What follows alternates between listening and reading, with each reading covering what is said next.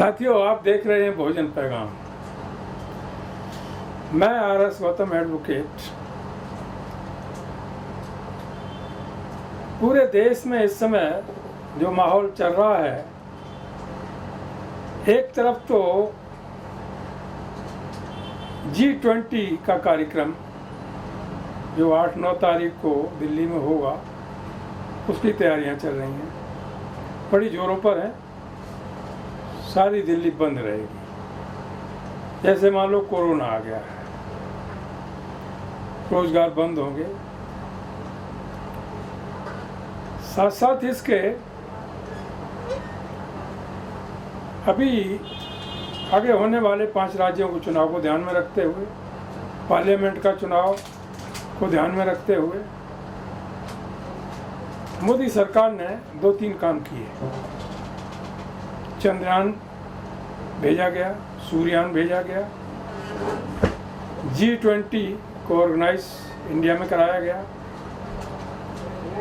साथ साथ इसके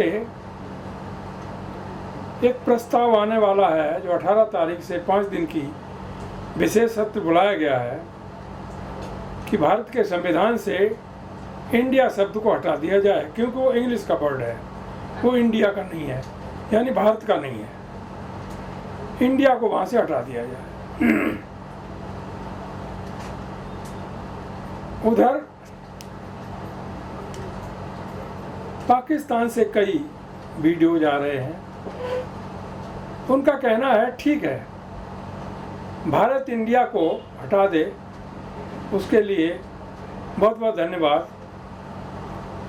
पाकिस्तान का नाम इंडिया हम रख लेंगे, और बेटर होगा कि भारत की मौजूदा सरकार, मुख्य रूप से मोदी जी, बजाय कोई और नाम रखने के भारत का नाम पाखंडिस्तान रख लें। पाखंडिस्तान, तो शायद आरएसएस वालों की इच्छा पूरी हो जाएगी। आज इंडिया ठीक नहीं है, कल भारत ठीक नहीं होगा। हिंदुस्तान का तो नाम ही नहीं लिया गया है और हो भी नहीं सकता। तो जो आज की सरकार है, उसकी सोच है, जिस पैटर्न पर वो काम कर रही है मोहन भागवत के इशारे पर, तो बेटर यही होगा कि वो इसका नाम पाखंडिस्तान रख लें।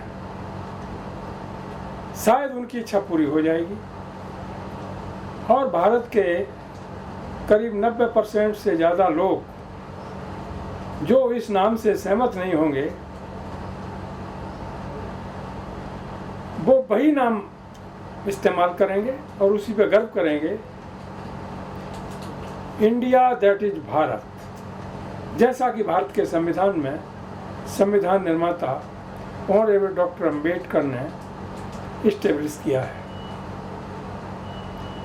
एक्चुअली देखा जाए, ऐसा लगता है कि इनकी दिशा भंग हो गई है, इनकी मत भंग हो गई है, सोचने समझने की क्षमता खत्म हो चुकी है। इन्होंने पिछले चुनाव में राम मंदिर का मुद्दा चलाया, सुप्रीम कोर्ट के जजों को इस्तेमाल किया, वो खत्म हो गया। अब एक सिक्का एक बार चल जाता, दोबारा नहीं चलता। फिर इन्होंने हिंदू मुस्लिम चलाया, वो भी खत्म हो गया, उसमें भी दम नहीं है। हिंदू भी समझ गया, मुसलमान भी समझ गया कि ये मूर्ख बना रहे हैं केवल वोट लेने के लिए। अब जो चुनाव आने वाले हैं, उनके लिए इन्होंने एक चंद्रयान का मुद्दा बनाने की कोशिश की, सूर्ययान बनाने की कोशिश की और G20 लाने की कोशिश की। लेकिन ये तीनों जो कार्यक्रम है, शायद इनको पसंद नहीं आए। इन्होंने सोचा कि इससे कोई फर्क नहीं पड़ा देश में, तो ऐसी चीज लाओ जिससे देश में फर्क पड़े। और हर दिन हर रात 24 घंटे मोदी जी मीडिया में छाए रहें, उनके पोस्टर लगते रहें, गलियों में, शहरों में, गली कूचे, मेट्रो स्टेशन पर, जहाँ भी देखो देश की संपत्ति खत्म होती रहे, केवल मोदी जी का प्रचार करने के लिए। तब इन्होंने ये इंडिया वाला मुद्दा उठा दिया। इसमें ये कामयाब होते दिखाई दे रहे हैं। कामयाब कहाँ तक? पब्लिसिटी करने में कि खूब चर्चा हो रही है, इसका विरोध हो रहा है। होना हमारा कुछ नहीं, ना ये कुछ कर पाएंगे। भारत का नाम इंडिया दैट इज भारत ही रहेगा, उसमें कोई भी रद्दो बदल नहीं हो सकती, ना भारत की जनता इसको बर्दाश्त करेगी। जो भारत के देशवासी हैं, मूल्यवासी हैं, देशभक्त हैं, वो कभी नहीं चाहेंगे कि हमारे देश का जो नाम संवैधानिक तरीके से रखा गया, संविधान में वर्णित है, उसमें जरा भी कोई परिवर्तन कर सके। साथियों, अब करना क्या है? 24 घंटे में ये कम से कम इस तरह की प्लानिंग करते हैं 10 बार कि कौन सा ऐसा नया शगुफा छोड़ा जाए जिसका देश पर असर पड़े और देश की जनता उसके बारे में सोचने के लिए मजबूर हो जाए। आलोचना करे, समालोचना करे, कुछ भी करे, लेकिन मोदी का नाम आना चाहिए, आलोचना में भी आना चाहिए। जो न्यूज़पेपर्स हैं, प्रिंट मीडिया, उसमें आना चाहिए, इलेक्ट्रॉनिक मीडिया उसमें आना चाहिए। अब लोगों ने, जहाँ तक इलेक्ट्रॉनिक मीडिया का सवाल है, टीवी देखना ही बंद कर दिए हैं, क्योंकि वो 24 घंटे या तो पाखंडवाद का प्रचार करते हैं, इनके साधु महात्माओं का प्रचार करते हैं, या मोदी जी का प्रचार करते हैं, तरीके से प्रचार करते हैं।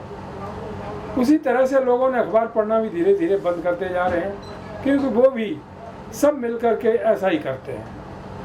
ऐसी स्थिति में होना क्या चाहिए? तो जो सोशल मीडिया है, दरअसल में जो निडर होकर के, निर्भीक होकर के, अपने दिमाग का इस्तेमाल करते हुए राष्ट्र हित में जो सही इन्फॉर्मेशन देते हैं, वही आज देश की असली वास्तविक मीडिया मानी जा रही है, और है भी, इसमें कोई शक नहीं।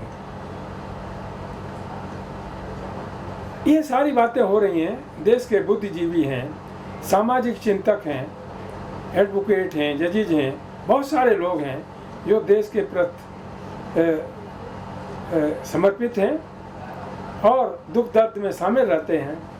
उनको चिंता होती है और वो इस संबंध में अपने विचार व्यक्त करते हैं, जिससे दूसरे लोगों को उससे एक प्रोत्साहन मिलता है देश की गौरव और गरिमा को मेंटेन करने का। लेकिन जिस तरह से मोदी मीडिया, मोदी सरकार बौखलाई हुई है, विपक्ष उस समय उस तरह से कोई प्रतिक्रिया नहीं कर पा रहा, कहीं पर नहीं कर पा रहा, साइलेंट दिखाई देता है। एक बात अभी सामने आई 2 दिन पहले, उदयनिधि जो तमिलनाडु के मुख्यमंत्री जी का बेटा है, उसने एक कमेंट कर दिया कि सनातन तो मलेरिया, डेंगू आदि तरह की बीमारी है, इसका तो समूल इलाज होना चाहिए, तभी देश के लोगों को बचाया जा सकता है। आपने देखा क्या हुआ? इसको सुनते ही मनवादियों में आग लग गई और उनके जो मदवादी साधु महात्मा बाबा हैं वो चिल्लाने लगे। एक बाबा तो कहता है कि 10 करोड़ रुपए मैं दूंगा जो उसकी जीभ काट के लाएगा, जो उसकी गर्दन काट के लाएगा। कहाँ है तुम्हारी ईडी, कहाँ है सीबीआई जो 10-10 करोड़ रुपए ये इनके पास हैं और तुरंत दे देंगे? वहाँ सीबीआई और ईडी नहीं जाती। ईडी के लोग 5-5 करोड़ रुपए, 500 करोड़ रुपए रिश्वत लेते हैं। काय बात के लिए? उसमें हिस्सा पत्ती होती होगी। अब कहाँ हिस्सा जाता है मुझे तो मालूम नहीं, लेकिन ऐसा नहीं है कि कोई अधिकारी ने 500 करोड़ रुपए रिश्वत लिया और वो अकेले हजम कर जाएगा, वो ऊपर तक जाता होगा।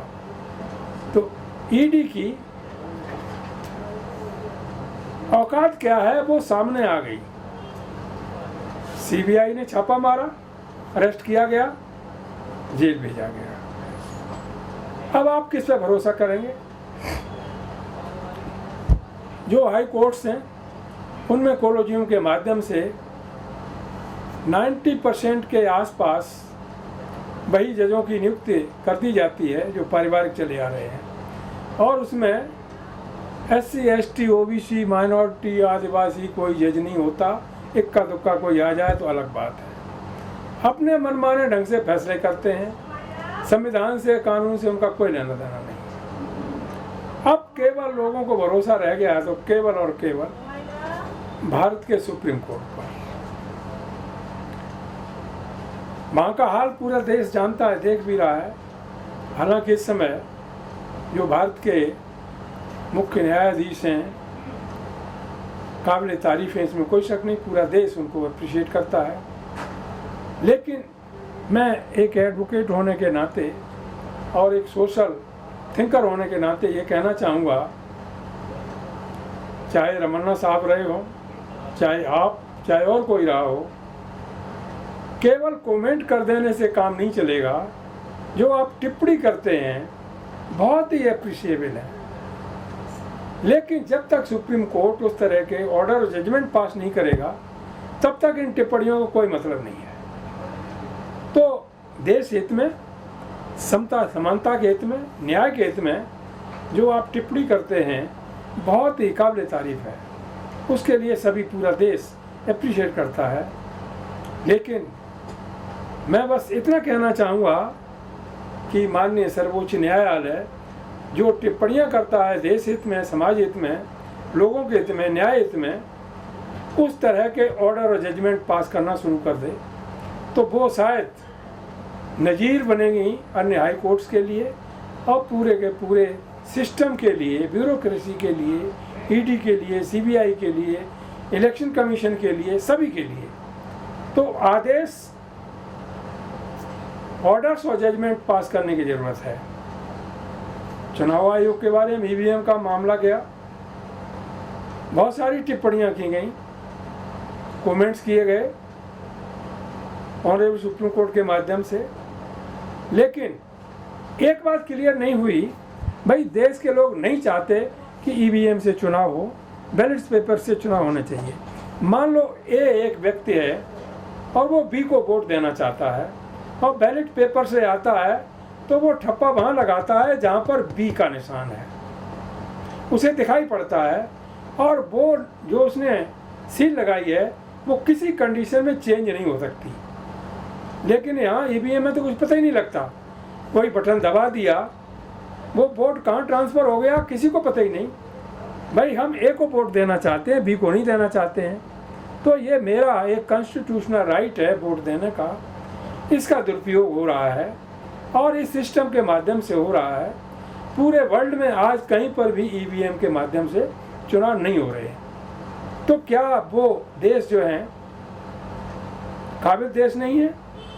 अमेरिका इतना, जापान, फ्रांस, जर्मनी, ऑस्ट्रेलिया, सारे कंट्री हैं जहाँ EVM मशीनें बनी हैं, वो उनसे चुनाव नहीं कराते क्योंकि ये हैक होती हैं, विदेश में बैठ के हैक कराई जा सकती हैं, उसके लिए अरबों खरबों रुपया जाता है। तो क्या आप EVM का सहारा लेकर जिंदगी भर प्रधानमंत्री बने रहना चाहते हो? ये बहुत दिन चलने वाला नहीं है। देश के लोगों में, खासकर युवाओं में जागृति आ रही है और देश का हर नागरिक इस समय एक ऐसी कगार पे पहुंच गया है जहां से कोई उसे क्लियर रास्ता दिखाई नहीं देता। क्लियर रास्ता दिखाने वाला हमारे देश में केवल एक ही विधान है जिसका नाम है संविधान।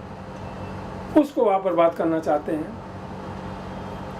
नाम बदल करके, फिर संविधान में चेंज करके, सेकुलरिज्म वर्ड हटा करके, ये तो इंदिरा गांधी ने कर दिया था, ये नेहरू जी ने कर दिया था, ये फलाने ने कर दिया था। अरे भाई, बीजेपी का प्रधानमंत्री अटल बिहारी वाजपेयी भी रहे, पढ़े लिखे व्यक्ति थे, इसमें कोई शक नहीं, लोग उनको सम्मान भी करते हैं। उन्होंने तो ये बातें कभी नहीं लाए क्योंकि उनके सामने आरएसएस उतना उन पे हावी नहीं हो सकता था जितना कि मोदी जी पे हावी हो गया है। शायद ऐसा लगने लगा है मोदी जी को आरएसएस एक प्रधानमंत्री के रूप में इस्तेमाल कर रही है इस देश में मनुवाद को स्थापित करने के लिए। तो एक ऐसा मोहरा बनाया गया है मोदी जी को और मोदी जी इस बात को शायद समझ नहीं पा रहे हैं। उनको समझना चाहिए यदि वास्तव में वो देशभक्त हैं तो। और यदि इसी तरह से नासमझी में ये सारे काम होते रहे, कल केजरीवाल साहब का एक स्टेटमेंट में वो सुन रहा था, तो उन्होंने भी उदयनिधि के जो बयान था उसके बारे में उन्होंने खुल करके तो नहीं, बस ये कहा कि भाई सनातनी तो मैं भी हूँ। बात वही है जो शुरू से कहते रहे हैं, सनातनी तुम भी हो, सनातनी मोदी है, सनातनी कांग्रेस है, सनातनी ममता बनर्जी है, सनातनी शिवसेना है, आदि आदि सारे सनातनी हो। तुम्हारी भाई आबादी कितनी है? 10%, 12%। तुम सनातनी हो, और सनातनी की वास्तव में परिभाषा तुमको पता नहीं किसी को। सनातन का अर्थ क्या होता है और उसको किस तरह से यूज किया जाता है, इस संबंध में मैं क्लियर कर देना चाहता हूं। जिस समय अंगुलीमाल और राजा प्रसेनजित का एक बहुत बड़ा रक्तपात होने वाला था, उस समय तथागत बुद्ध थे और वो समझ रहे थे कि यदि ये युद्ध हुआ तो हजारों लोग मारे जाएंगे, खून की नदियां बहेंगी, इसको रोका जाना चाहिए।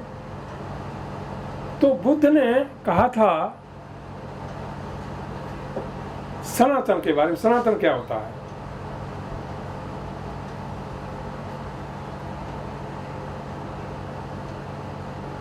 नहे बैरेण बैराण समन्तीत कदाचना, अबैरेण ही समन्तीत है धम्मो सनातनो। बैर से बैर की शांति कभी नहीं होती, अबैर से ही बैर की शांति होती है। यही सनातन धर्म है। क्या आप फॉलो कर रहे हैं? आप उसकी परिभाषा भी नहीं जानते, उसका मतलब भी नहीं समझते, आप उसके विपरीत दिशा में काम करते जा रहे हैं। तो आपको क्या कहना चाहिए? ऑन द प्लेस ऑफ सनातनी यू आर तनातनी। आप तनातनी हो। आपके जितने भी ईश्वर भगवान देवी देवता हैं सब तनातनी हैं। सब हथियार लिए हुए, कोई गदा लिए हुए है, कोई धनुष बाण लिए हुए है, कोई तलवार लिए हुए है, कोई कुछ लिए, कोई कुछ लिए, कोई फरसा लिए हुए है, कोई त्रिशूल लिए हुए है। जब वो भगवान है तो उसे इन हथियारों की लेने की जरूरत क्या पड़ गई? और फिर मैं उस बाबा से पूछना चाहता हूँ, भाई तेरे पास 10 करोड़ हैं, तू उदय निधि की जबान काटने के लिए, गर्दन काटने के लिए 10 करोड़ रुपए क्यों देगा?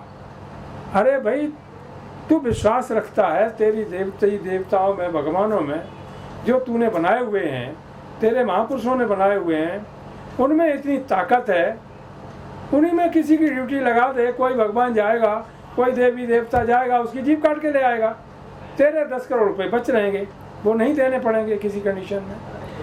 अरे भाई कब तक मूर्ख बनाओगे समाज को, देश को? कब तक पाखंडवाद फैलाओगे? जिस डॉक्टर अम्बेडकर ने इस देश को शिक्षा का ज्ञान दिया, शिक्षित बनो पहला नारा था, उसको आप उस देश को अशिक्षित बना रहे हैं। अशिक्षित बनो, यही तो मनुवाद कहता है, यही तो आरएसएस की थ्योरी है। देश के में शिक्षा का प्रसार नहीं होना चाहिए, देश को अशिक्षित बनाओ, यही तो उनका संदेश है। यदि हे ब्राह्मणों तुम ज़्यादा समय तक सत्ता में रहना चाहते हो तो देश को अशिक्षित बनाओ, रोजी रोजगार किसी को मत दीजिए, केवल उतना ही दीजिए जिससे इनका पेट भरता रहे, उसी को विकास समझें। ये थ्योरी अब सब समझ चुके हैं, सबकी समझ में आ गई है। ज़्यादा देर तक आप मूर्ख नहीं बना सकते। देश में डेमोक्रेसी है, आप पीबीएम के माध्यम से डेमोक्रेसी खत्म करना चाहते हैं, कोलिजियम के माध्यम से निष्पक्ष और निडर न्यायपालिका खत्म करना चाहते हैं। ये बहुत गंभीर मसले हैं, इन पर सोचना चाहिए और इन पर काम करने की जरूरत है। केवल सोचने से काम नहीं चलेगा। साथियों, इस संबंध में हर जगह अब गांव में भी जागृति आ गई है, हर जिले में कार्यक्रम होने लगे हैं। मैं समझ रहा हूं कि जैसे उत्तर प्रदेश में कोई कार्यक्रम हो तो योगी जी ने नियम बना दिया, परमिशन लो भाई, बिना परमिशन के, केवल शादी ब्याह की परमिशन नहीं, बाकी आप कोई भी को कार्यक्रम करो पीसफुली ढंग से परमिशन लो। और तुम्हारे साधु महात्मा बाबा जो लोग हैं, जहर उगले उसके लिए उगलने दो, कोई परमिशन की जरूरत नहीं।